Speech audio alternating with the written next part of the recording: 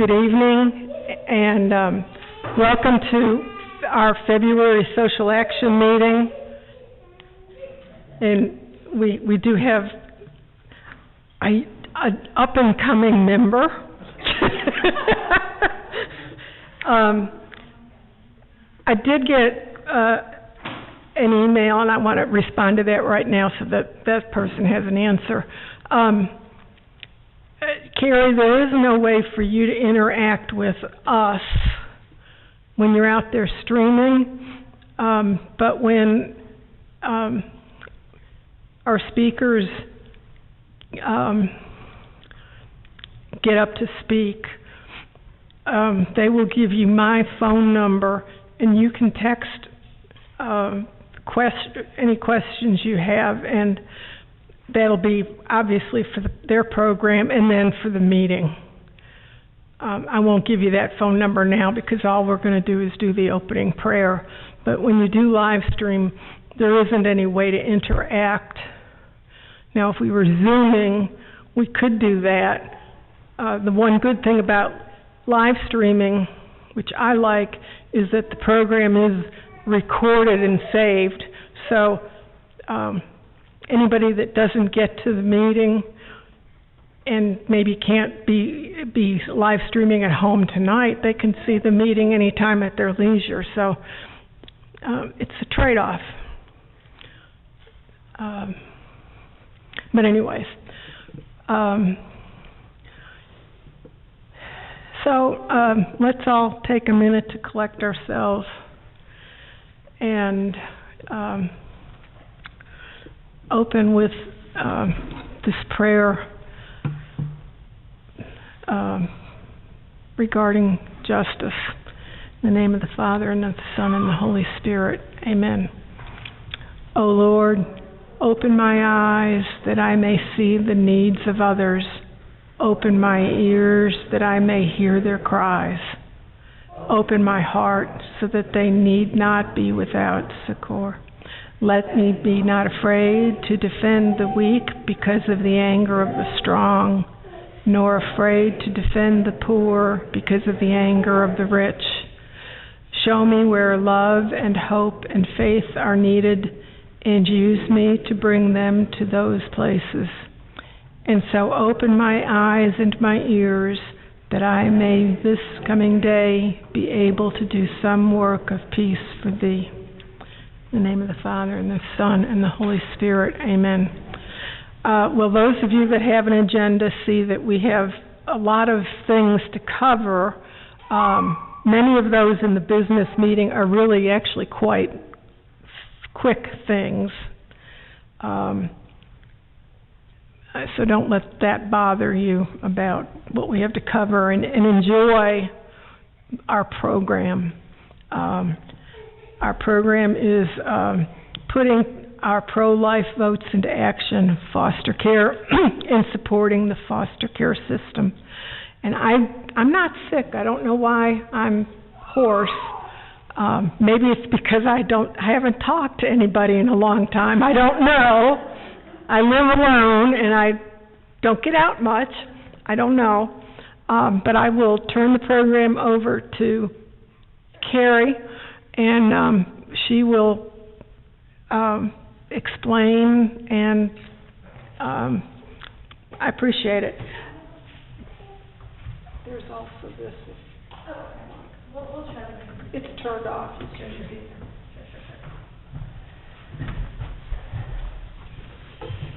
Okay. Most of you guys know me, so but just in case you don't, my name is Carrie Manabat. I'm the Director of Religious Education here at All Saints, but also a foster parent with my husband Alvin, who's going to speak in a minute. But we are going to first introduce you to some friends who, honestly, when Alvin and I were discerning if we should go in this path, having a talk with Becca after Mass one day is what helped me decide to kind of push our family forward in that direction at the time.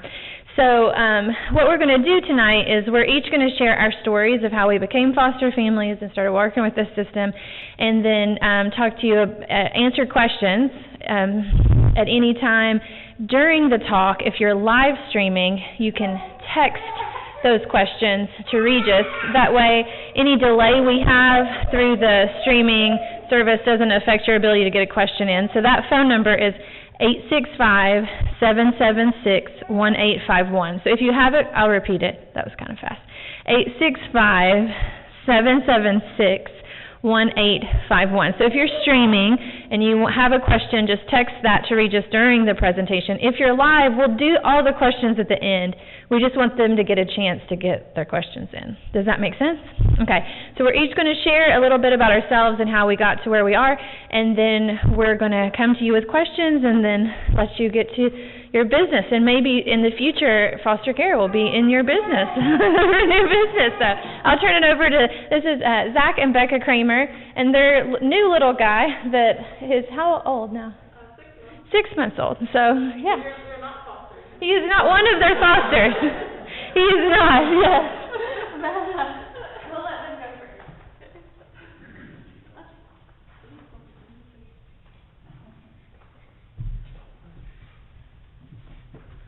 We'll see if he cooperates for us here. So we would like to start with a story. You can close your eyes if you'd like.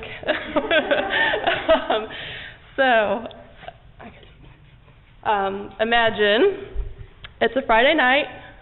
You and your spouse have your bags packed. You're headed downtown Knoxville for the night. You arrive at your destination and check in and are shown to your room. However, you're not staying at a hotel tonight. You have just checked into the neonatal intensive care unit at Children's Hospital. You go to your room. It's dark except for the yellow glow of the night light in her room.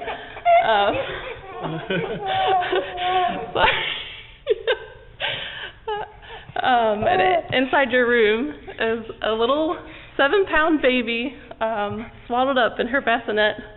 Her skin is purple and blotched. Her joints are all stiff and clenched close to her body.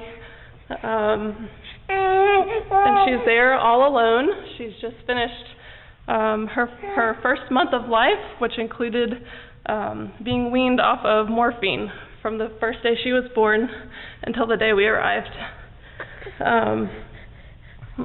Her mother left her at the hospital. She was suffering from an addiction, and so has not seen the baby since.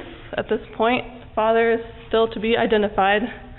Walking into that room, imagine you and your spouse could potentially be the only mother, the only father that this child will ever know, and her future is totally uncertain at that point.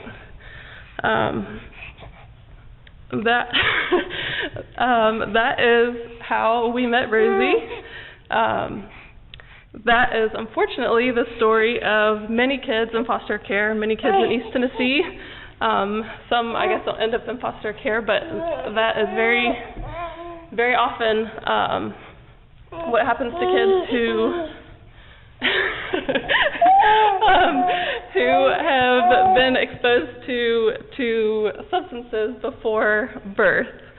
They end up spending weeks, sometimes months, in Rosie's case 1 month, being weaned off of those substances. And for us, that was our first foster care placement.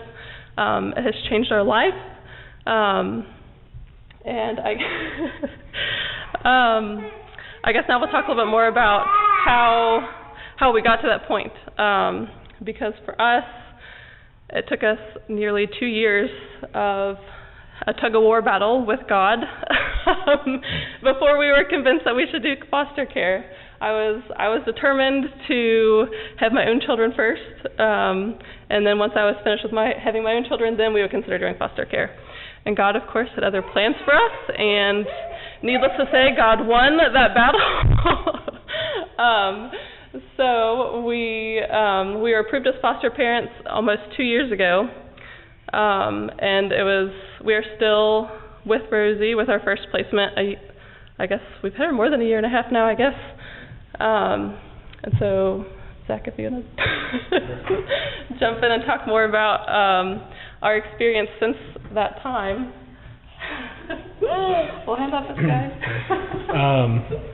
Yeah, and I guess I'll talk a little bit more about the discernment process a little bit, just in kind of like what helped us come to the decision, because it was a long process of deciding, are we actually going to take on this responsibility?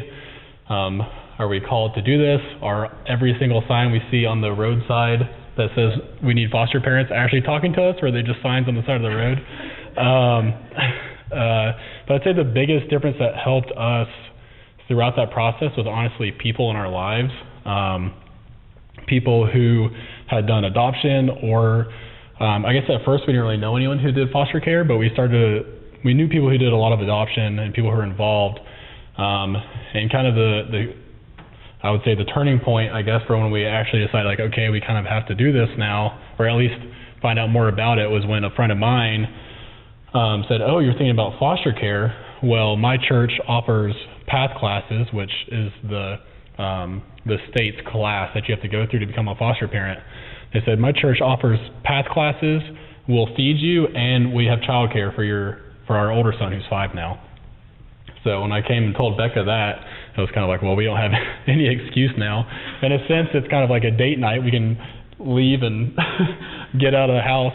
But at that point, it's just kind of like, okay, and finding out that the PATH classes were an opportunity to continue to discern.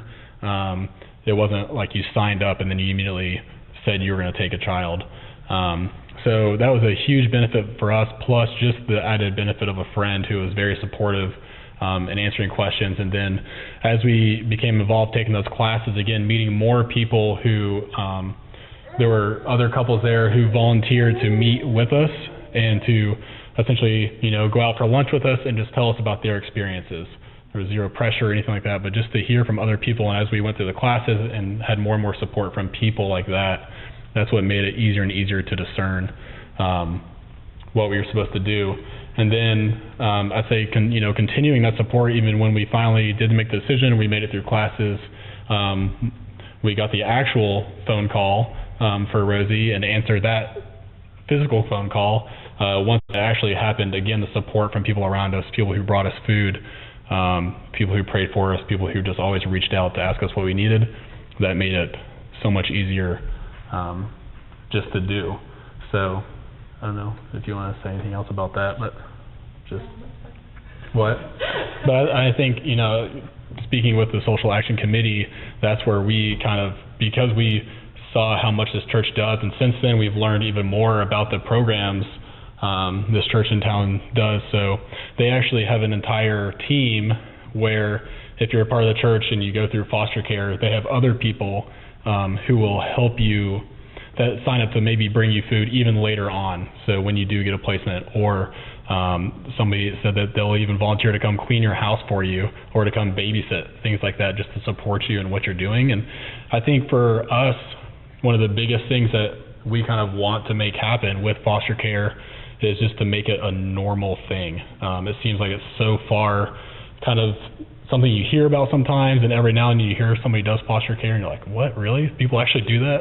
And just to make it more normal, and I think having people like that just out there talking about it, creating ministries like that, can make it more normal. And I think a lot of people just don't know where to start. I don't know if it's happened to you all, but how many times we say, like, oh, we have this little girl, we're foster parents for her. There's so many people who say, oh my gosh, my wife and I have thought so many times about doing foster care. I have so many questions, where do you even start? And I just don't think there's lots of people that just don't know where to even start. And so I think if there were ministries, and I mean, speaking to that also, I think something we felt was, as we're discerning, it was, okay, we're not foster parents now, and then we just have to make the decision to do foster care. But if there were more ministries, like I discussed, like food and these other places where you could get involved to support the families first, I think it'd make it so much easier of a transition. Maybe I don't feel called yet, or I'm not sure, but I could at least begin supporting other people who are doing it already, and that's kind of the foot in the door to learn about the process, and then actually make the decision from there. I think we realized too, in going through this, like how far-reaching this is. Like, we have a child in our home, but she has touched so many lives. Like, I cannot tell you how many people in our family, people at church, people at work, strangers we bump into at the park, people who have heard her story, just knowing, I don't know, maybe it's just seeing or knowing firsthand of a child in foster care or foster family, and like how that has impacted other people's lives way beyond our own. And knowing how people have supported us, like the people who've brought us food, people who have given us clothes or other baby items.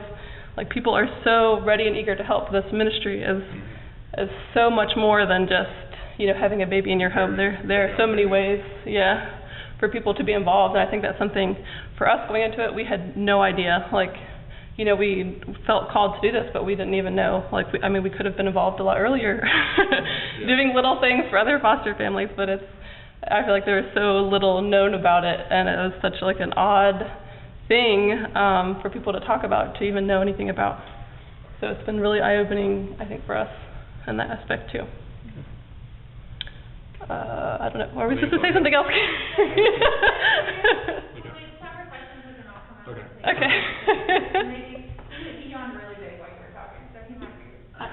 He's sleepy.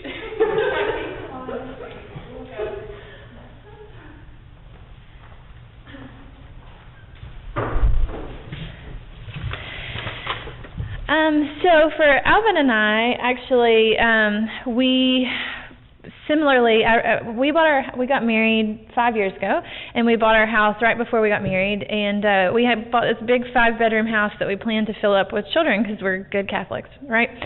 And so we, of course, you know, we're married and we're trying to start a family, and we were really struggling, and we have a bit of unexplained infertility. So we were unsure after a really particular upsetting doctor kind of sequence of just hitting another wall.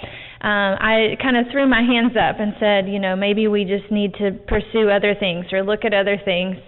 And I had come to a women's event here at All Saints that Susan put on in the summer, and ran into a family that had left us, but the mom came back for that women's event. And since they had left, they had started fostering. And when I told her what we were going through, and I don't even know how we got into this conversation in the parking lot, she's like, "You should foster." And I was like, "Oh, okay. Well, we'll think about that." But we weren't quite ready to throw in the towel yet, you know. I had always been open to adoption. I was if you don't know my conversion story, come to RCIA in a few weeks. You'll hear it then. But I was Baptist, and I was a missionary, and so I'd been overseas and just always had this desire to adopt, but just wasn't sure how that would play out in my life. So it wasn't about adopting, it was more of just like really the unknown, really not knowing what we would be getting ourselves into.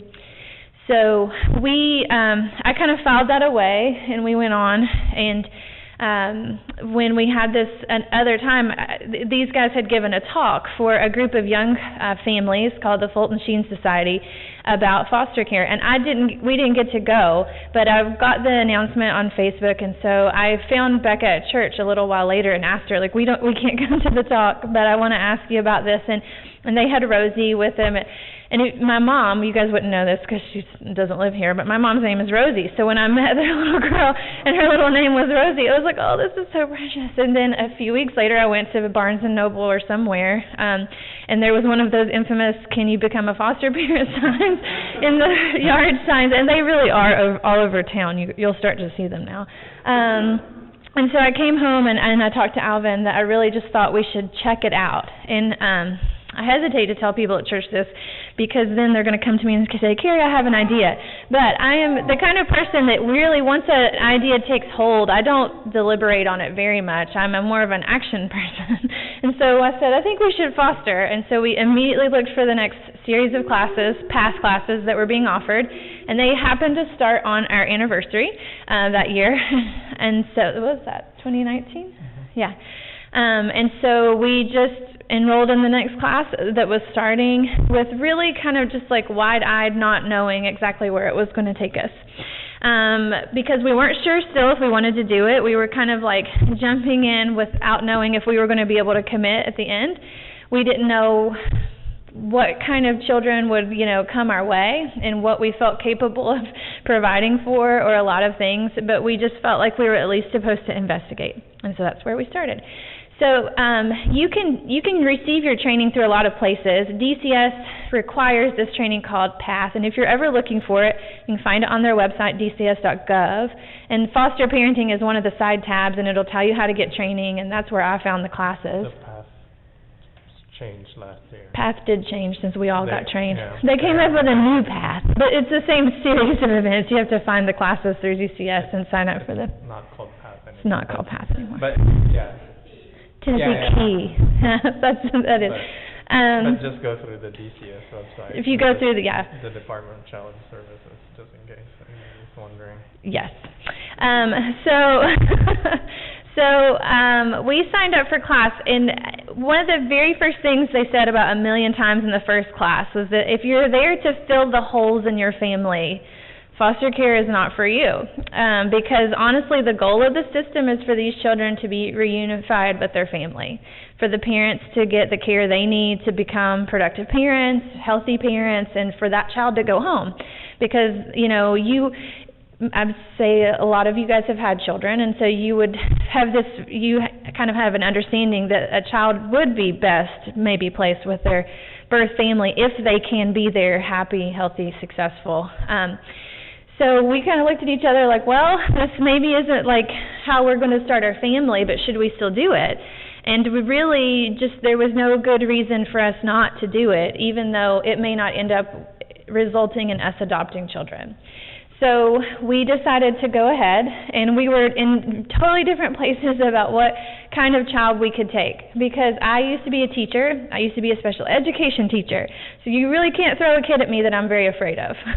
No matter how old they are or no matter what they have going on, I've probably seen one in a classroom and worked with them, and it just didn't seem that scary.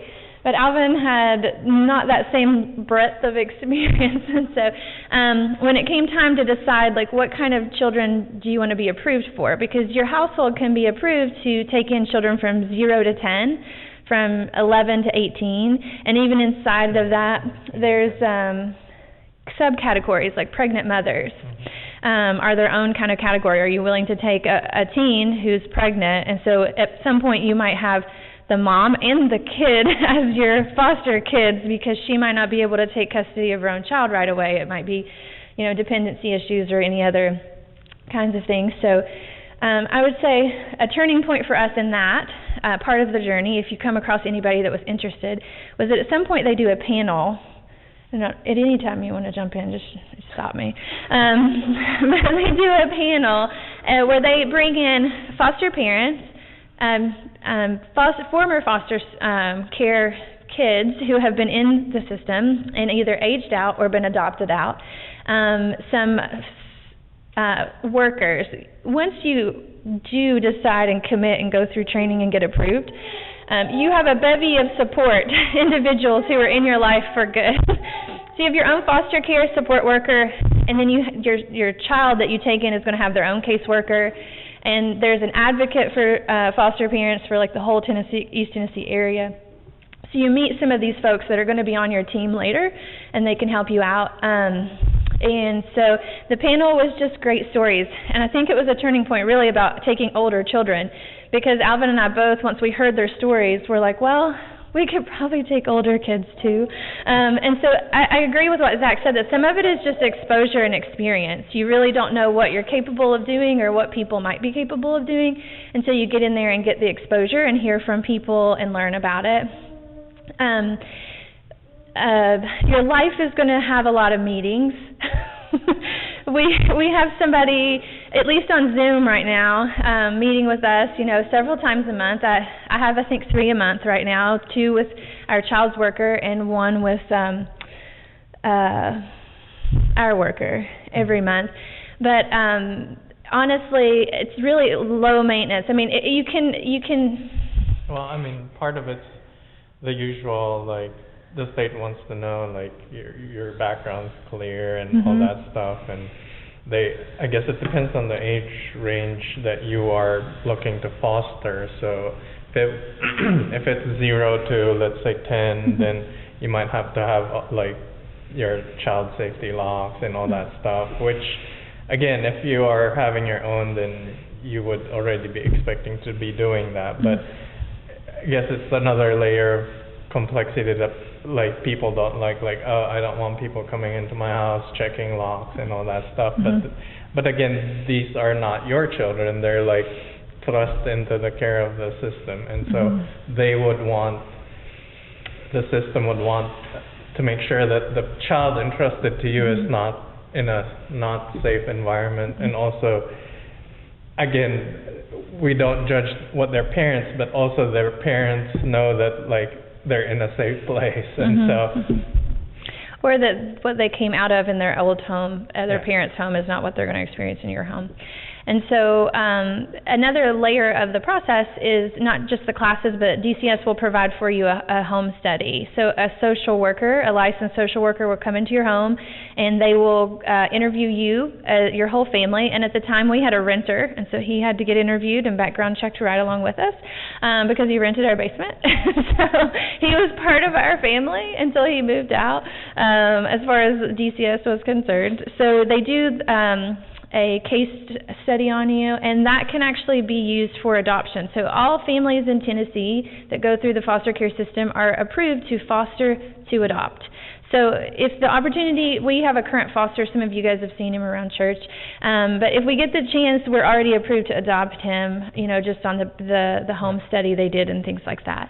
And it's not too intrusive. I mean, they interviewed Alvin separately, me separately, both of us together, and then they thoroughly go through the home to make sure you've prepped it for the age groups that you're going to be approved for. I guess it's just usually to see how, like,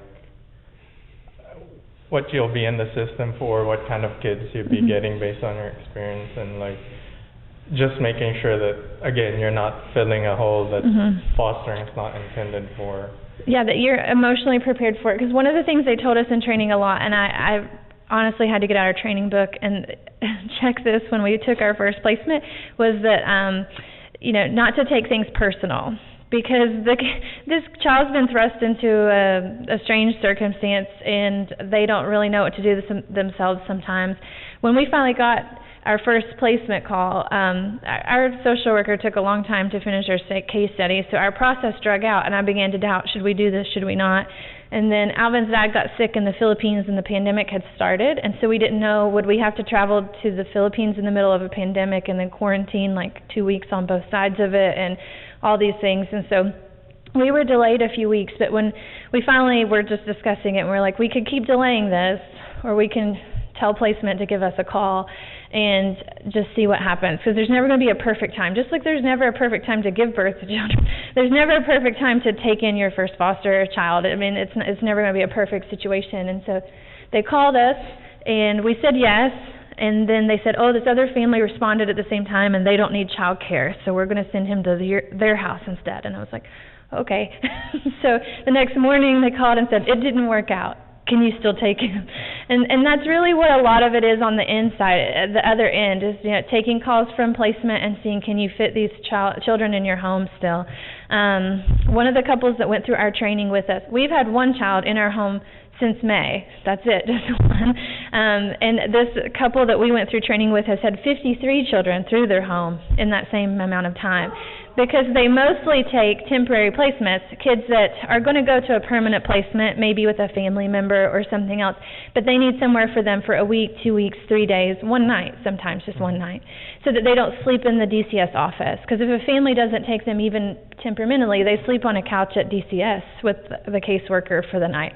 So because they're incredibly soft-hearted to that plight, they've taken in over 53 kids throughout the course of the past year, which blew me away. I was like, I don't think I would be able to do anything else in my life. So that's a little bit of where we are and how we got to be here. I encourage you guys, I know some of you are like maybe thinking, we are not in a spot to be fostering any children, but to advocate for, one of the things that absolutely broke my heart the most during training was that they tell you that you can and can't do some things that seem really self-explanatory, right? You can't lock a child in a room for punishment. You can't hit a child with this thing for punishment. You can't do this thing for punishment. And you think, why are you having to tell us this? Like, this is logical. You wouldn't treat a child like that way. You wouldn't discipline a child that way. But you realize that it's an example in training because it's happened before. And so they really need good foster parents in the system who really want to enrich kids' lives for the good, all the good, you know. We can't baptize him, but we can bring him to church, and all those other things that we can do in between. So I was just going to add, because some of I guess the kids that are in the system are exposed to trauma or physical abuse, so that's kind of like what the background is. So I guess people doing that to them would remind them of what happened to them and what got them to that situation. It requires a lot more creative discipline. Like you're not disciplining in a traditional sense. And our placement is older, so we also probably went into it thinking we would get a Rosie, a little baby, you know, straight from the hospital. And when they called us the first time, it was a 4-year-old, and I was like, "Are you ready to go from 0 to 4?" you know. But we did. The other thing is, if you set an age, or if you just said you wanted an infant, it's not like you get your preference. It's just whatever range you get, and you'll get a call, and it's up to you to take.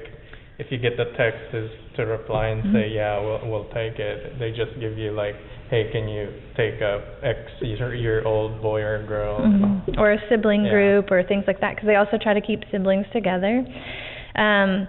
So I tell you, so you can maybe tell other people and advocate for people to sign up to be foster families. You don't have to have all your ducks in a row to get started. You just have to be willing to discern, like Zach talked about. And the other thing is that there are lots of ways to support. So they talked about a church, that Shoreline Church, that is running a ministry. There is a group called Compassion Coalition. It's a nonprofit Christian-based ministry, Compassion Coalition. I'm getting them confused because we just had training with them. Compassion Closet is the one I'm wanting to talk. You guys do know about Compassion Coalition because we work with them.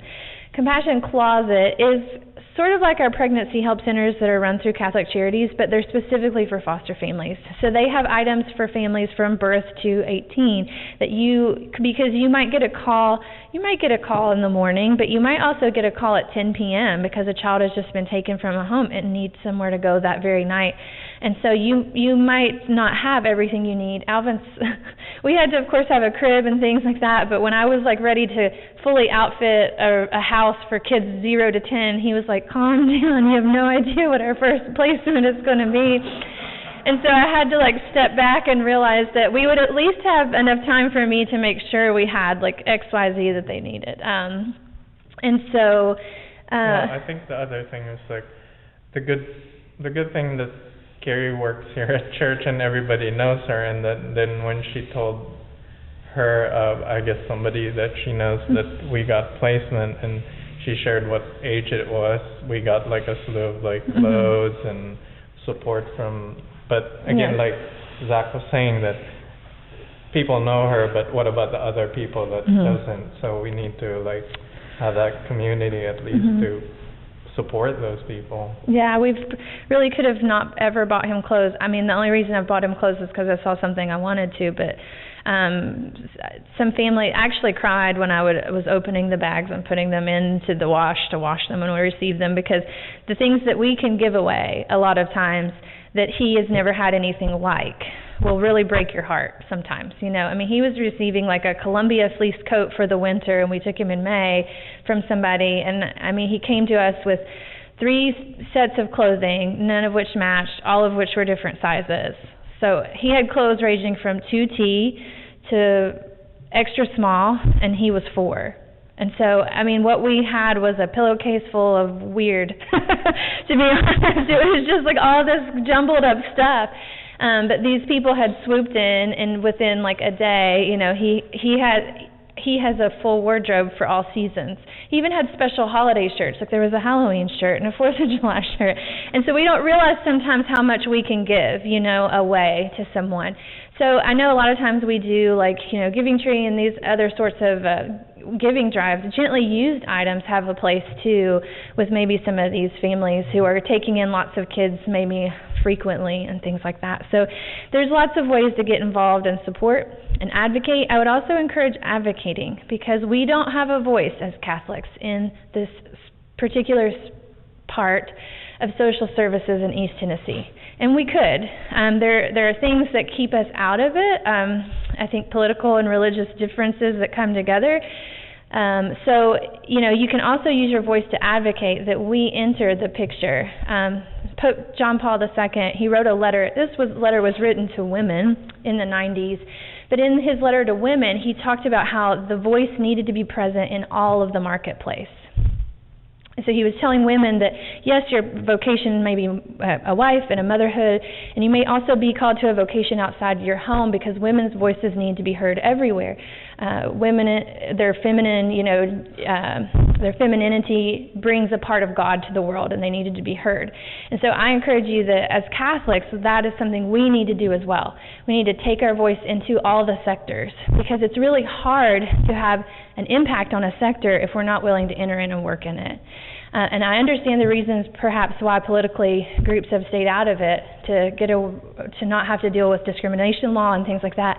But we really can't have as active a voice in this area if we're not willing to enter the arena. So you can also advocate for us to get involved.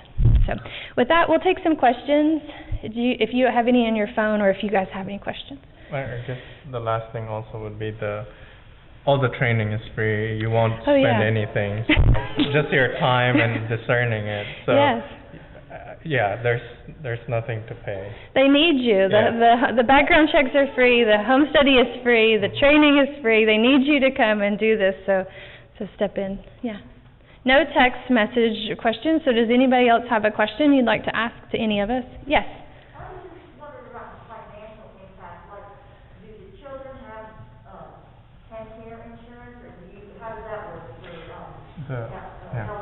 It's a good question. Yeah, the children do have TennCare insurance, and actually, because of that, like if you take them to the doctor, we learned this the hard way. We all needed to get COVID tested. They will not let you pay for your child to have anything because they have government insurance. So they do get TennCare, and also the state provides what they call a board payment. So it's a per day fee for the child based on their age. So, it's like $25 a day for what age do we have. I don't know. Rosie's probably more expensive because she needed probably formula and things like that. So, so essentially it's just what they think you're going to spend on that child. And they also say that people, again, like the way training does it, it's like, this is also not a way to get more money out of the system, because some people go into the foster care for that purpose. I'm not saying everybody is, but some people do, and that is based on what they think. And inside of that are some things that's like caring for their ongoing needs with clothing and stuff like that, but also a small allowance for them to learn how to use money, to have some of their own money, to learn independence and things like that, especially as they get older. And if the kid is new in the system, there's you get a clothing allotment to buy I guess the first few items based on their age. You get so much money to go, but DCS goes with you. DCS meets you wherever you shop. So we were approved to shop at Walmart. So I went and found and there's restrictions on they need to have so many of certain things so that they know that they're they're going to have what they need, and then DCS takes it to the checkout and purchases it, and you take it home. And at Christmas they give each child a $50 gift.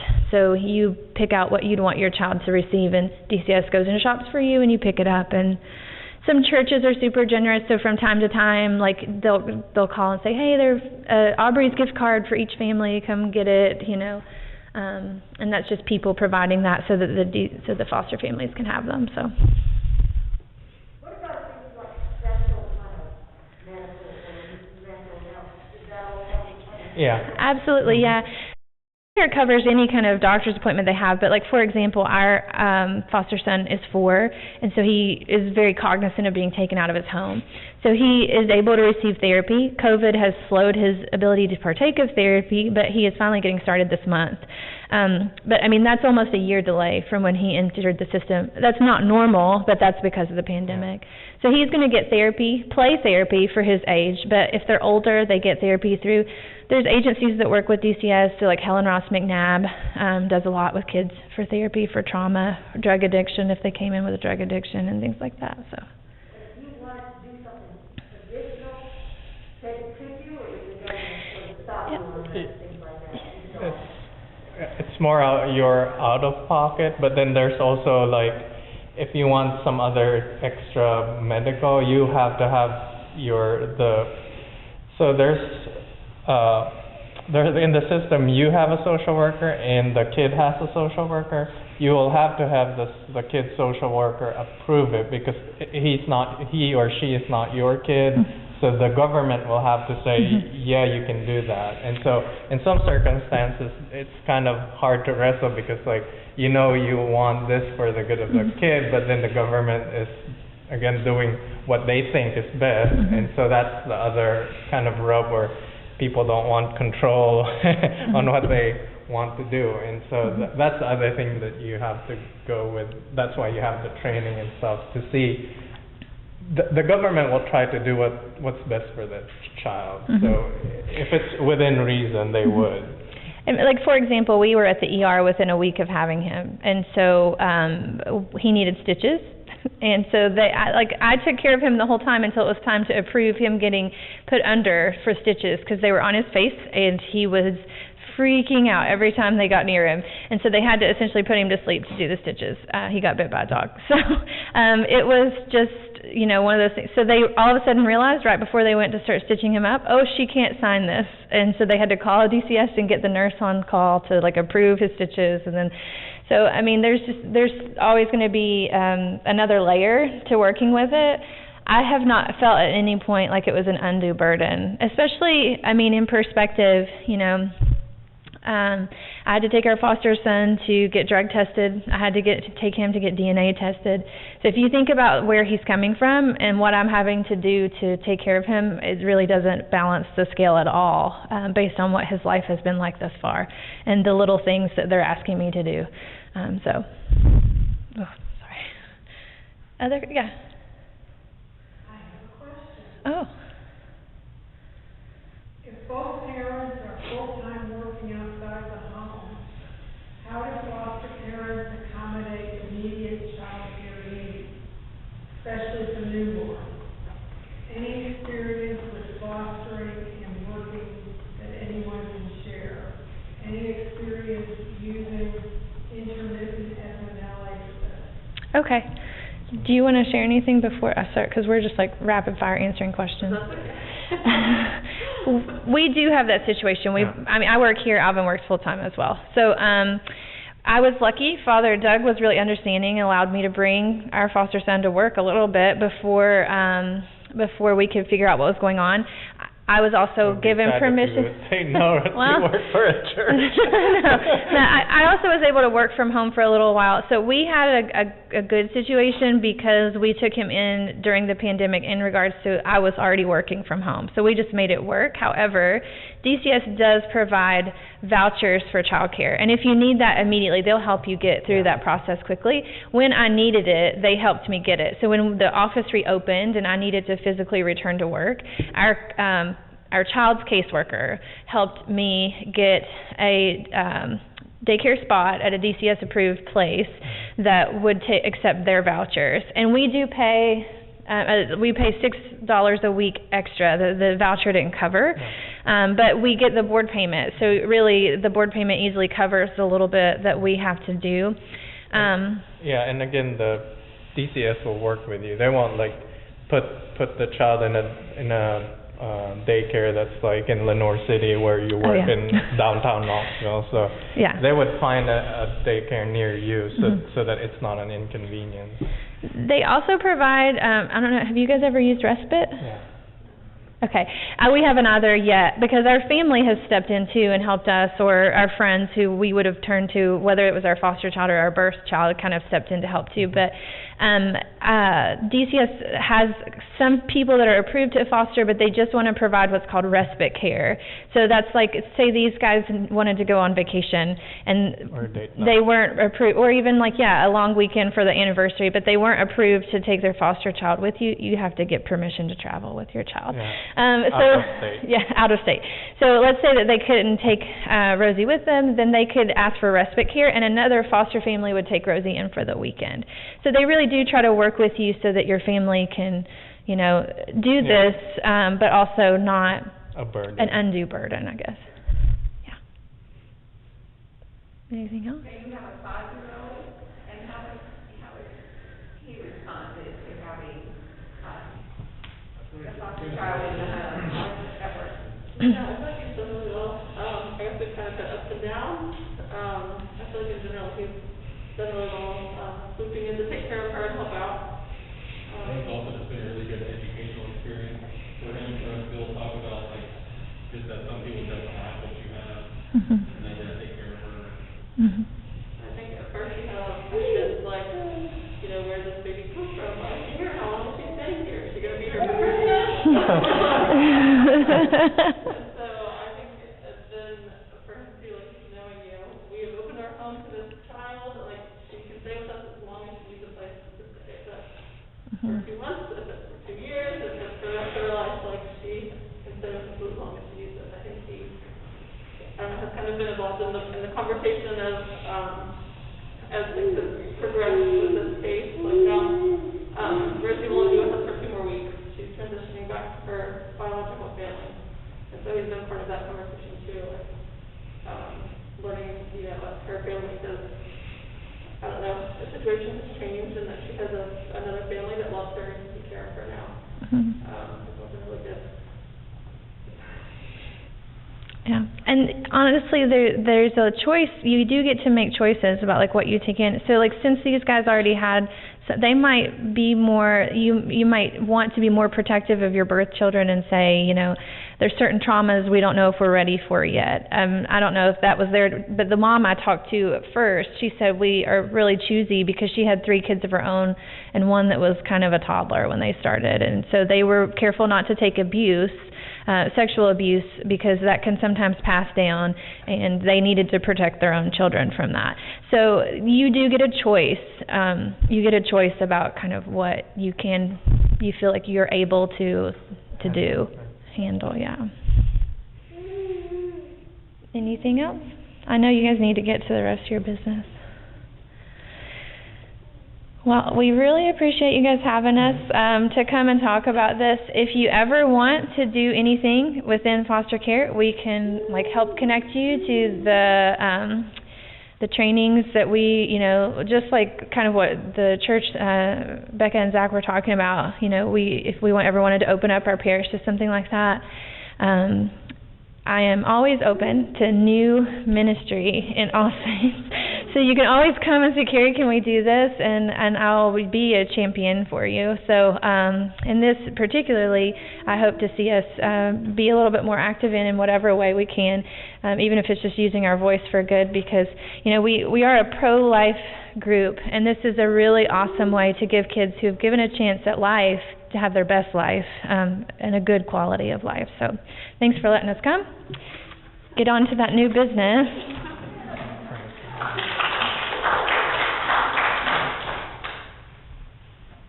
We also wanted to point out, Joseph was a foster father. Maybe this is the year.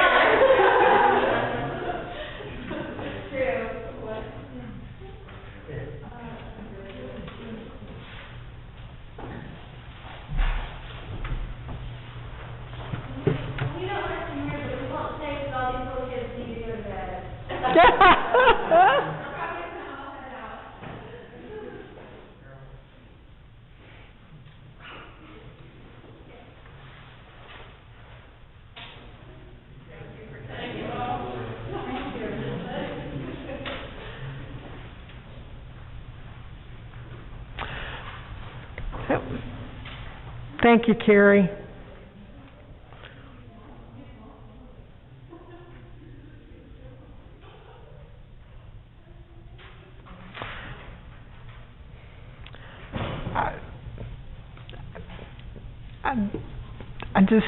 I don't know what to say. That was. But you didn't really say any way that we specifically could help, right? Well, I think what she was saying was, well, first of all,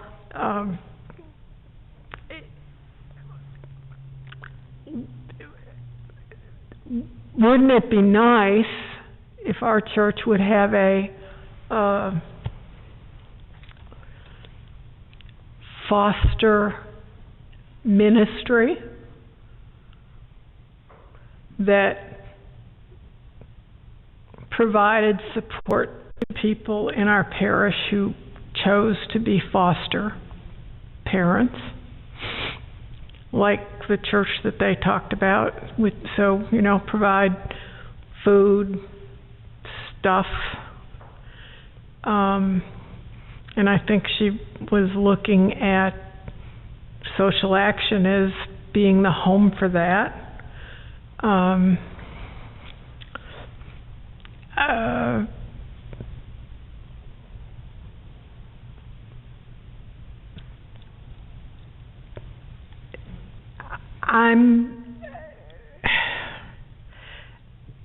all for it.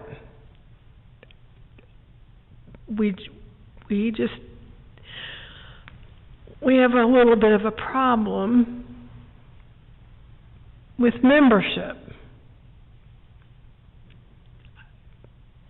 participating. However, I'm thinking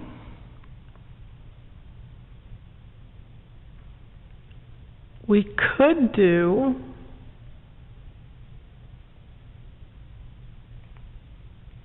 sometime in the year, I'm not sure when, but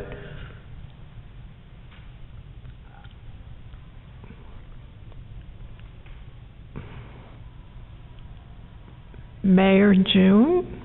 I'm not even saying this year, but we could have a drive where you gently used, we could find out who's fostering in the parish, who's planning to foster. Carrie would know, and we could ask for gently used. Well, we wouldn't have to even do it for this. We could do it for the the compassion closet, and we could ask for gently used clothing, gently used. Well, they could be added to the giving tree. Oh, for sure. I was thinking that. As a charity, too. Definitely. I had the same thought.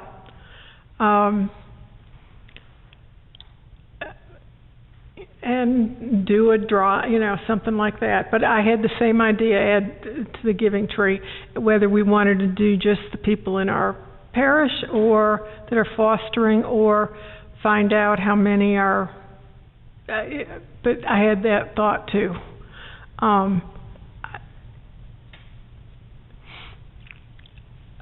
So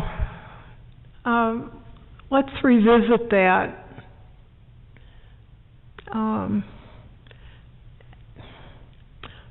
Somebody's got to balance my reticence of saying, yes, we'll do that.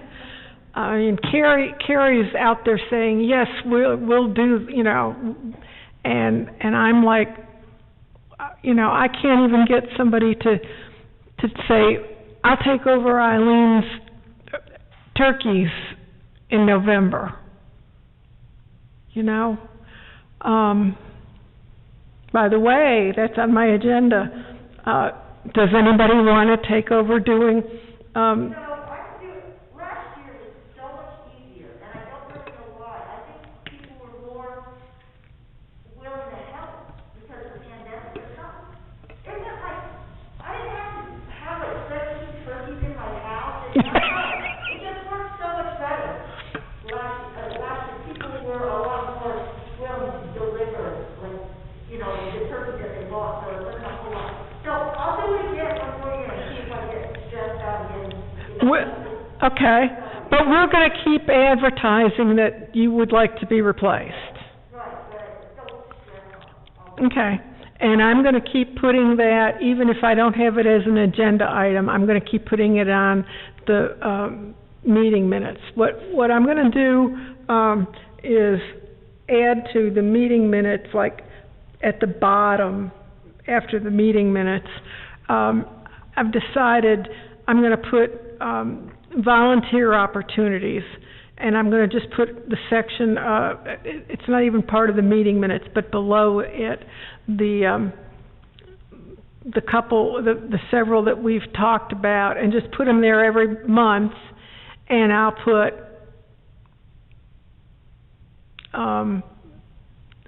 also there that we're looking for somebody to do, and then if, so a section that's really not talked about every month, but, recurring stuff that people need to know, or, whatever, so, but yeah.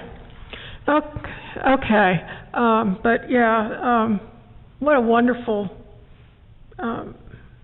wonderful families.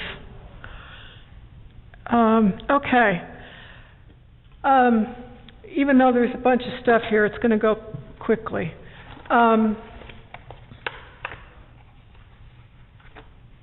It will if I had what I needed.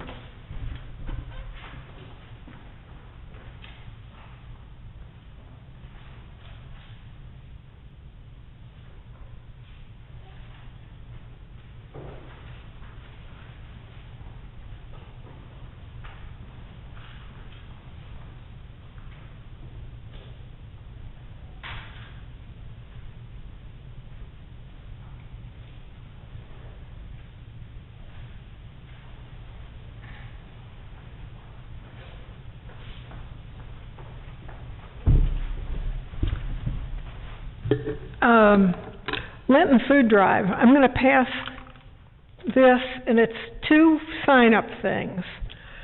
One is for this coming weekend to pass out the food that we're going to be collecting for the Lenten food drive. The food drive starts Ash Wednesday, which is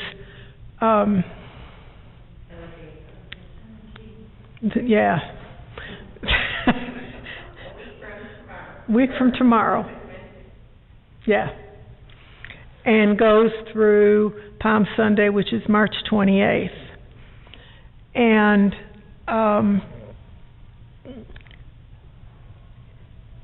the first week of food, which will be a short week, the food that's collected from Wednesday to Sunday the 21st, will go to Crazy Quilt, which is Catholic Charities. Crazy Quilt is, I can't remember where it's located. Campbell County. But they operate a food pantry. And then the next week will be a full week. The food collected will go to Ladies of Charity, and it'll alternate weeks.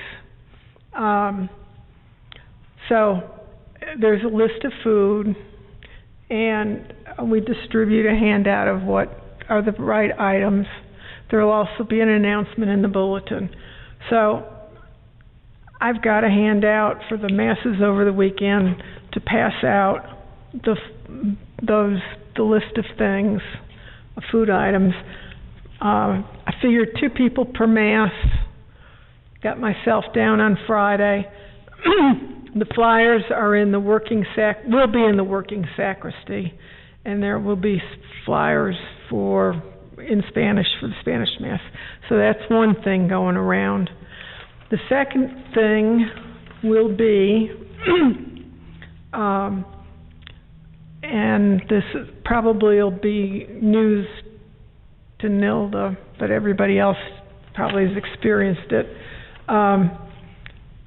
What we do is on Sundays, after the 11:45 Mass, 11:30 Mass, whoever signs up for it will take the food, the donated food from the barrels, and then on Monday take the food down to whichever organization is their turn. So there's 6 weeks that need to be accounted for. There's a note Ladies of Charity does not take Tang or Similac, so if it's a Ladies of Charity week, just leave that and it'll be go to Crazy Quilt the next week. Crazy Quilt is Catholic Charities, so it'll go down to Catholic Charities.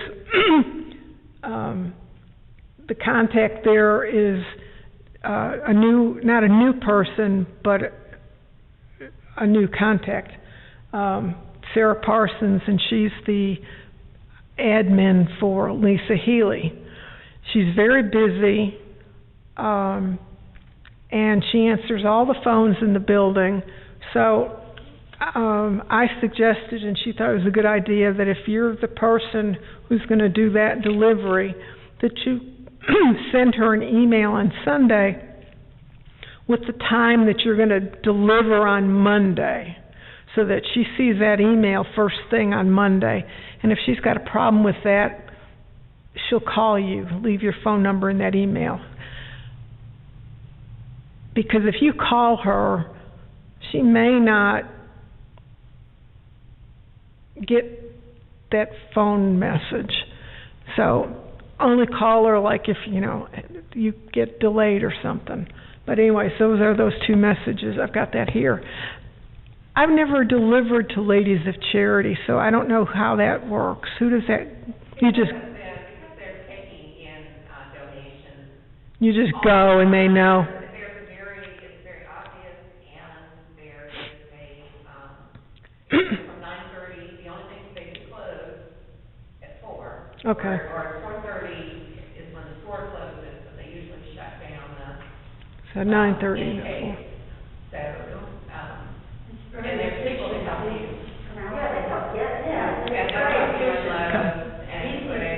It all has to be weighed, so they'll put it in something and weigh it. Oh, the other thing too is Ladies of Charity will weigh it. Crazy Quilt, they don't have a way of knowing, but note like how many barrels you've got. And it's probably going to be 1, but could be 2, because what we do is we try and estimate how much food we're donating.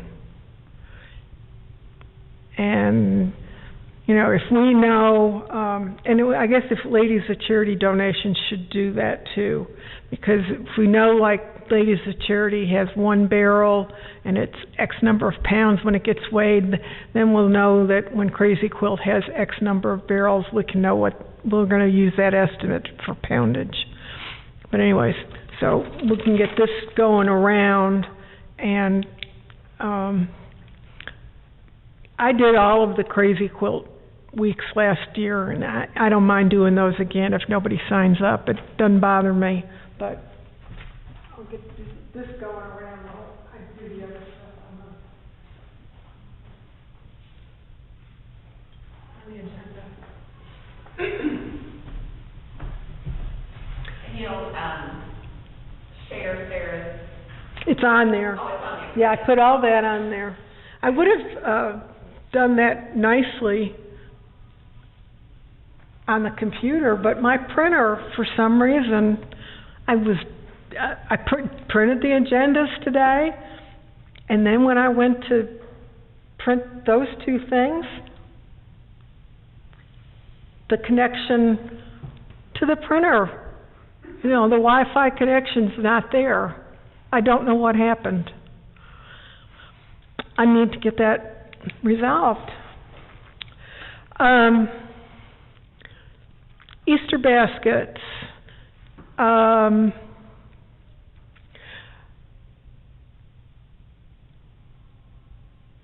They have 25 residents, Horizon House, and, I don't know whether we'll be doing 2 or 3 of their homes, but John let me know that there's 25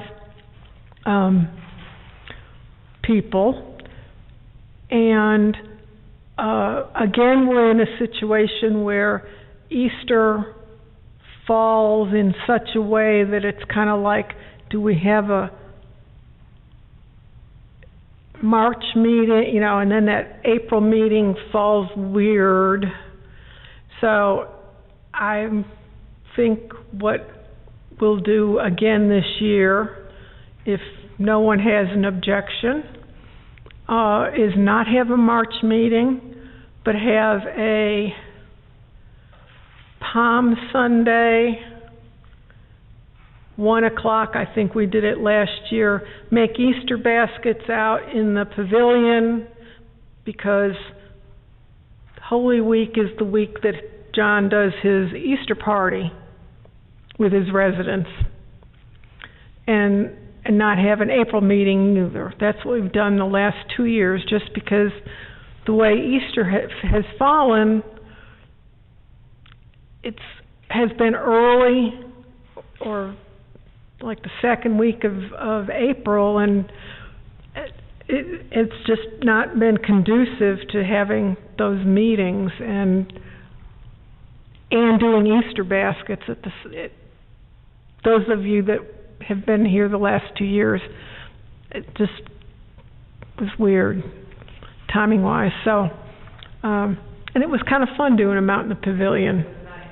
So, and it gets me off the hook for coming up with at least one more meeting, 1 or 2 meetings. But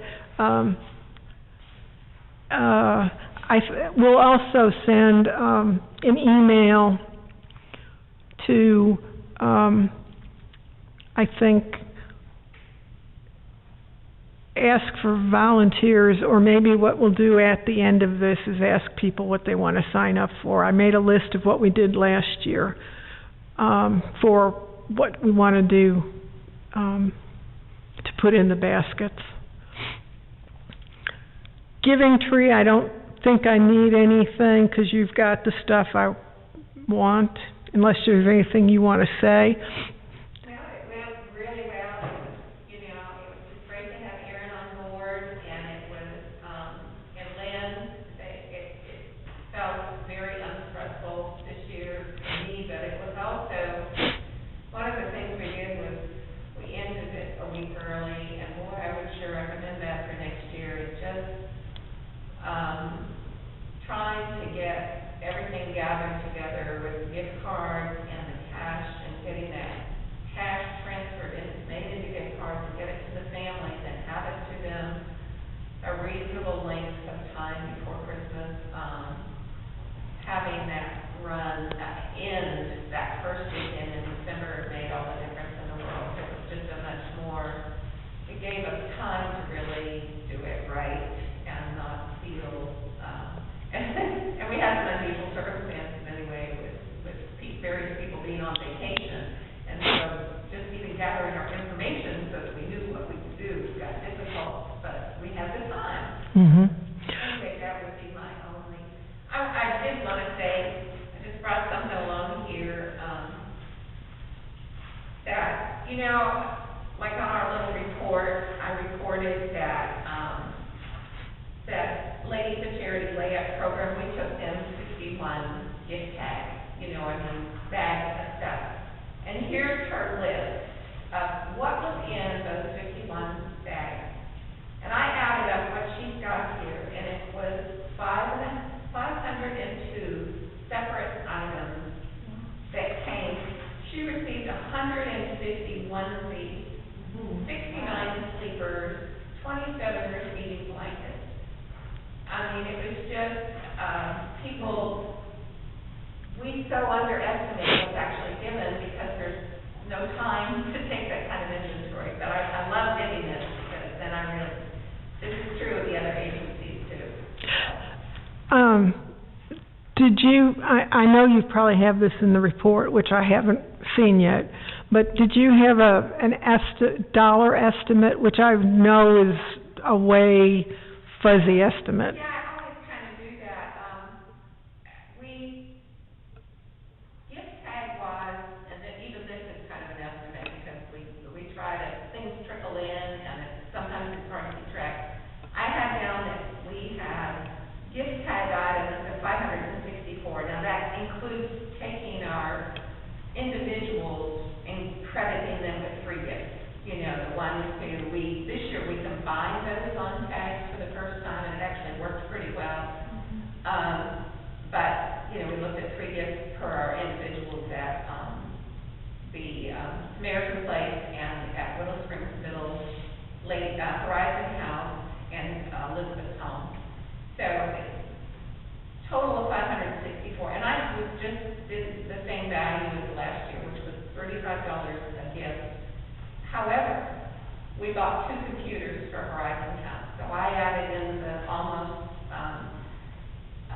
$900 that went for those 2 computers, and one of those was contributed by a family. I put some feelers out, and somebody said they were willing to do that. The other computer was bought with some leftover funds from the back-to-school collection. So I added that in, and our total estimated value of those things was $20,614, and then we gave out to our 18 families $6,357 in gift cards. So that was kind of the approximate total of what, and there were some additional funds that have come in. So, and that whole total of everything was about almost $30,000. Well, $29,324. Would you write it doesn't have to be really, really long, but something to put in the bulletin so that the parish has feedback? I should have done this actually weeks ago. One reason that none of this has been done is I've been kind of, some of these gift cards were bought with credit cards. And so getting the financial accounting, I actually only got it that was only available about. Yeah. Now, I know exactly why it's not, why it seems delayed. Our parish deserves a huge thank you. So I will write something up, and I'll run it by you before I do that, okay? Oh, I'm fine, but I'm sure it'll be perfect. It won't be perfect. But I'm sure it'll be perfect. But, yeah, I want the parish to know. I do have the thank you notes that came from that, too, and also, yes. Great. I do want them to know. Yeah. Samaritan House, thanks to everybody who participated, December 27th, and our next meal, February 28th, and you'll be getting an email from Eileen about that. Baby bottles, I was hoping that Ernie would be here to maybe tell us status of that, if she even knew. But I haven't gotten any feedback. It takes some time for them to count the money, so don't have anything about that. Second harvest only.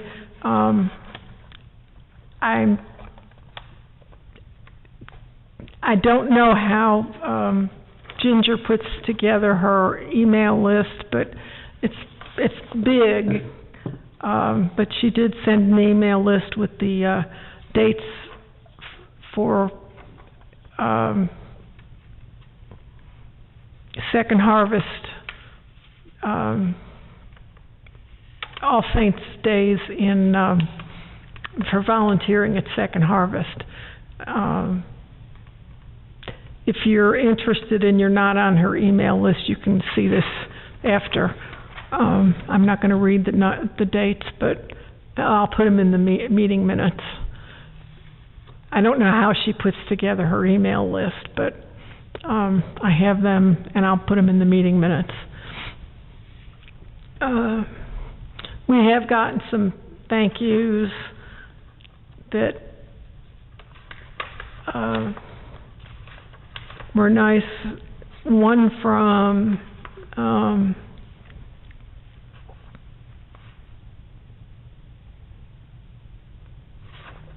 I think I forwarded this to everybody, but from John from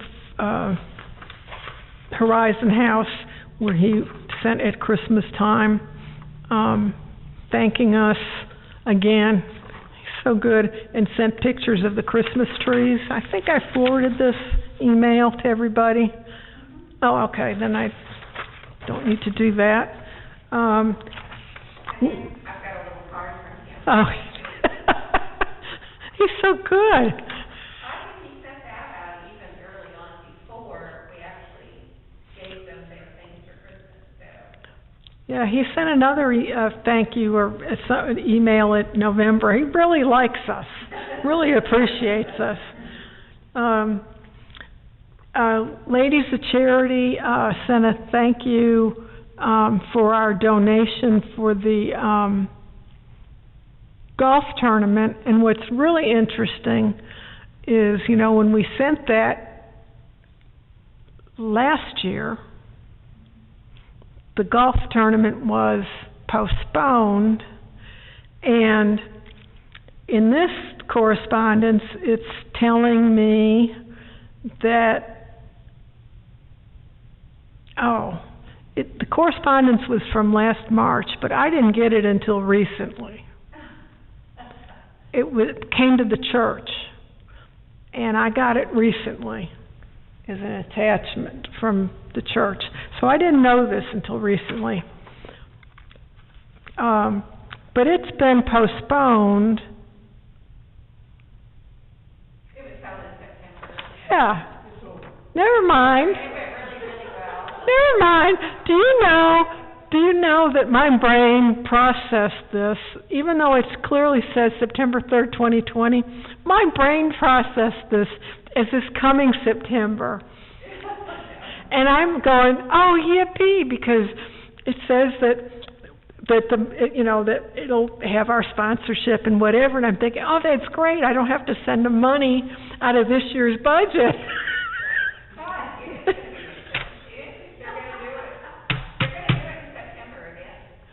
So I don't have to send them money this year. I really didn't get this, and except recently from an email from the office, and it was in an attachment with two things. Oh, that is so funny. Oh, gosh. All right, never mind. Okay.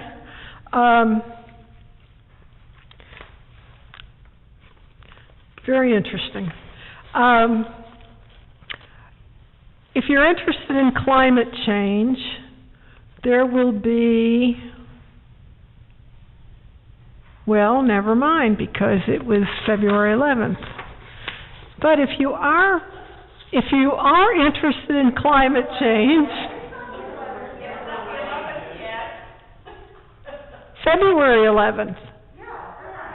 Oh, never mind. I'm sorry. We've had a long meeting. Gosh. Climate change. Okay, there's a meeting called the Catholic Response to Climate Change, February 11th, and it's a Zoom meeting. And what can Catholics do to help address climate change? How can we collectively take action to protect and care for creation? You're invited to join Catholics from St. John the 23rd and Immaculate Conception parishes and other Knoxville parishes in a conversation on how we can view and act on environmental justice through the lens of our Catholic social teaching. And Laudato Si, that's Latin, and I don't know if I pronounced correctly, on Zoom, Thursday, February 11th at 7 p.m. To receive a link, RSVP at genrop@aol.com. If you want more information, you can contact Beth Carol Hunley at 865-216-1827 or at that email address. So if you're interested in the Catholic response to climate change, this is a perfect opportunity to get in at, I think this is a beginning effort. It is. Yeah.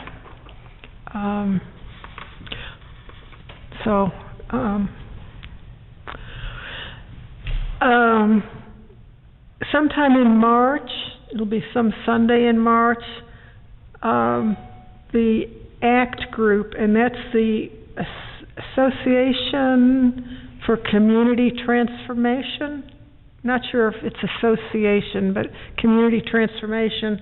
There'll be an interfaith prayer service for unity, similar to the one that was held back in the fall. I know Connie and Jim and I participated in the Zoom. We didn't vocalize anything, but we viewed it, and it was wonderful. I spoke about it at our November meeting about how wonderful it was. There'll be one in sometime in March, and they're looking for All Saints participation. I'm not sure whether they're looking for All Saints people to be Zooming or if they want us to say anything. If anybody wants to say anything, I can put you in touch with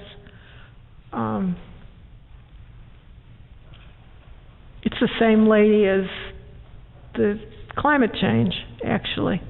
So that email's good. But anyways, our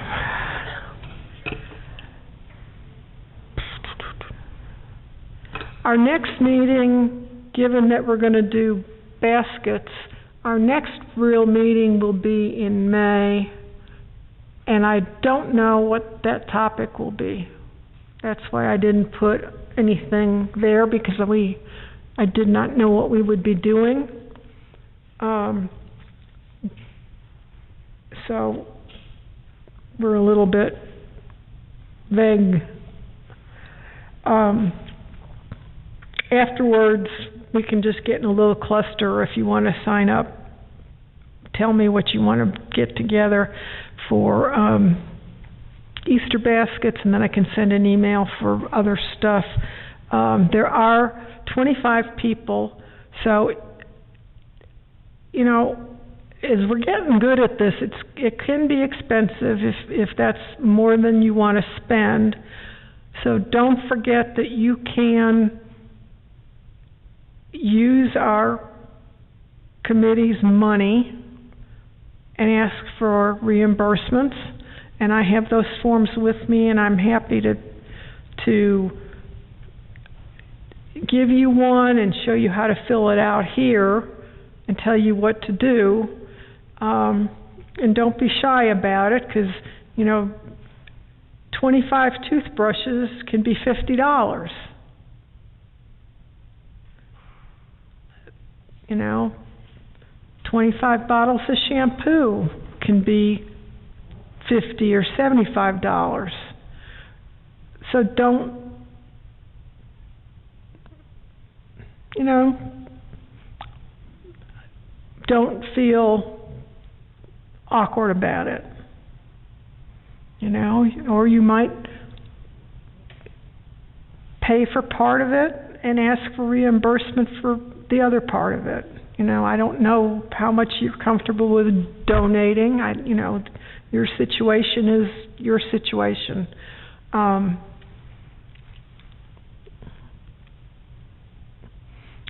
I can tell you we have the money. I can't tell you exactly how much, but we have money. So don't skimp. They love us, and so I have that. Yes. Regis, last time you had a list of the different things, like the toothbrushes and I have it here. bars and whatever. Oh, okay. I'll do it after, because we don't need to, and then I'll just send an email after to the general group with what's left, okay? So from that list, we buy what we want to do? Well, we can do just about anything, but we've learned from experience that and from the program manager's direction that what they really want is like toiletries,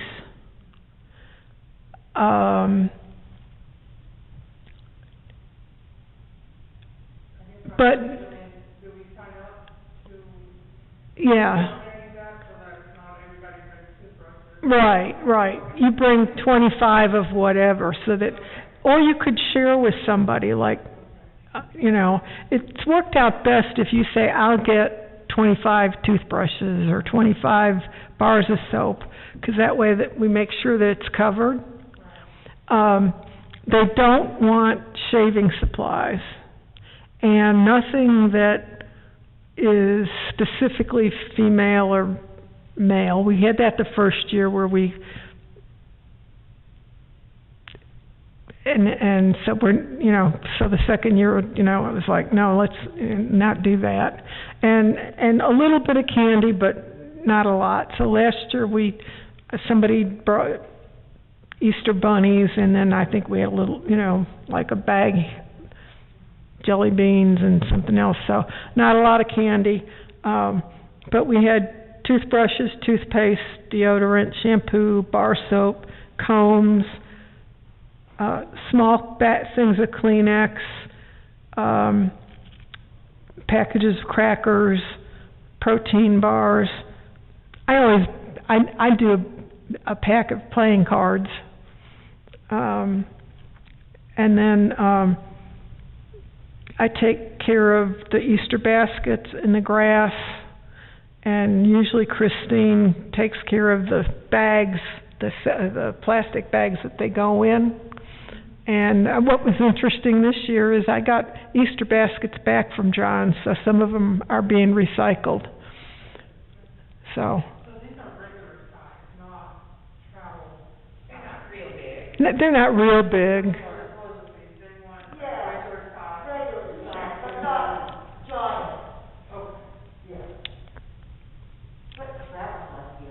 Yeah, whatever you buy, like if you're buying shampoo, I don't remember how big a bottle we've gotten somebody's gotten in the past, but whatever you get, whatever you purchase and donate, they are so thankful for. I'm really, the program, when we had them, the program manager come and speak about Horizon House. He brought 4 of his residents, and then they each spoke. Oh, they were so special. They're so proud of the help that they've gotten and the progress that they've made in their individual situations.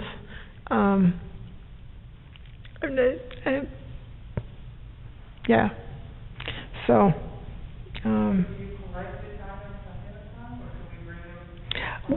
on that Sunday, and if you can't make it, you can somehow get it to somebody who's going to show up. You can talk to me after. It'll probably be like 1. We'll talk a little bit more after.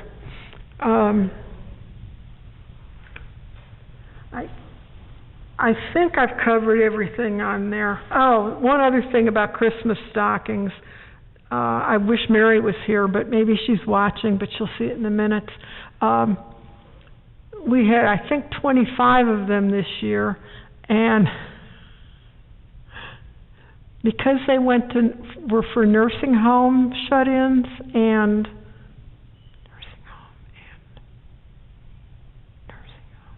and I guess just people that are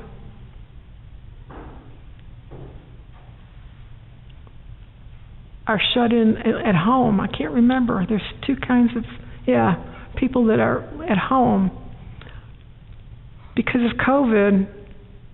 Well, there's 2 people that get communion delivered to them. And because that's not being done because of COVID. I think it was just nursing homes this year. I thought Well, whatever. None of the Christmas stockings got delivered, so we've got 25 now for next year.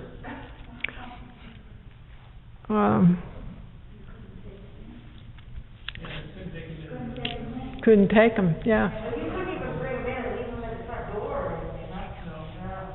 anything, No. So, we're ahead of the game for next year.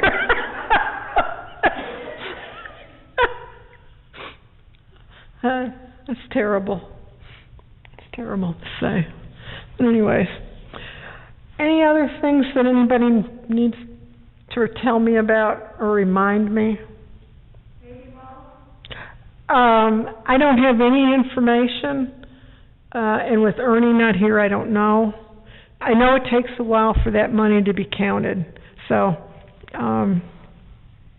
hopefully the next meeting we have, or I might be able to get some information and put it in the meeting minutes. I will send her an email and see if she knows anything. I don't even know how quickly they're coming back. Yeah. Okay. Let's close. Does anybody have any prayer intentions?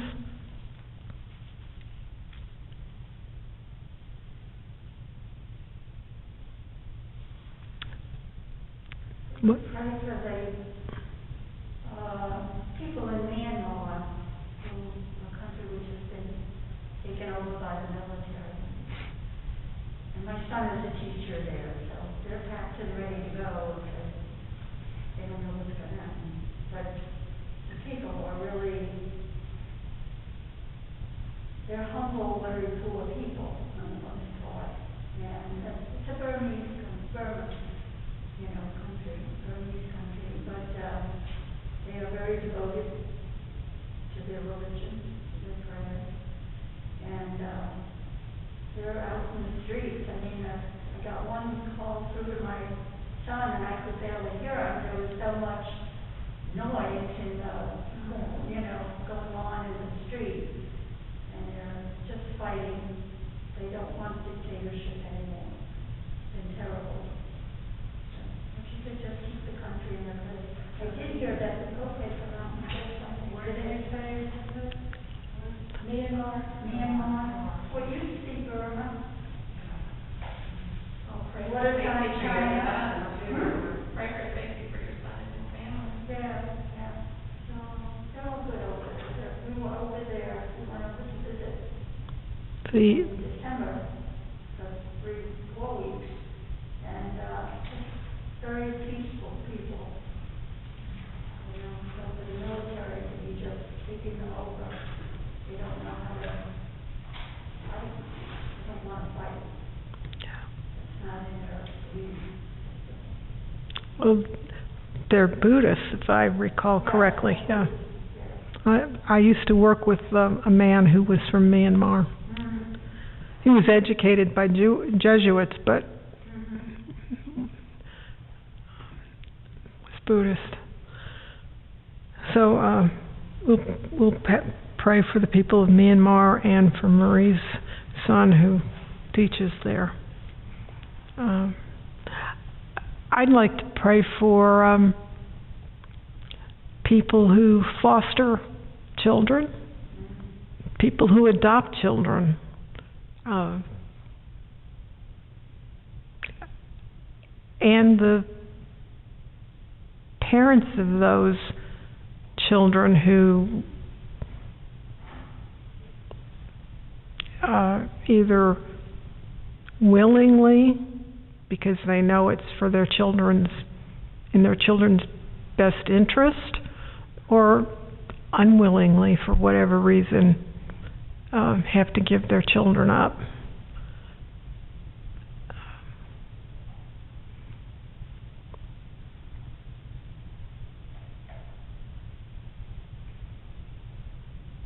And of course, for all the people and all the caregivers in this COVID pandemic that's it's about a year.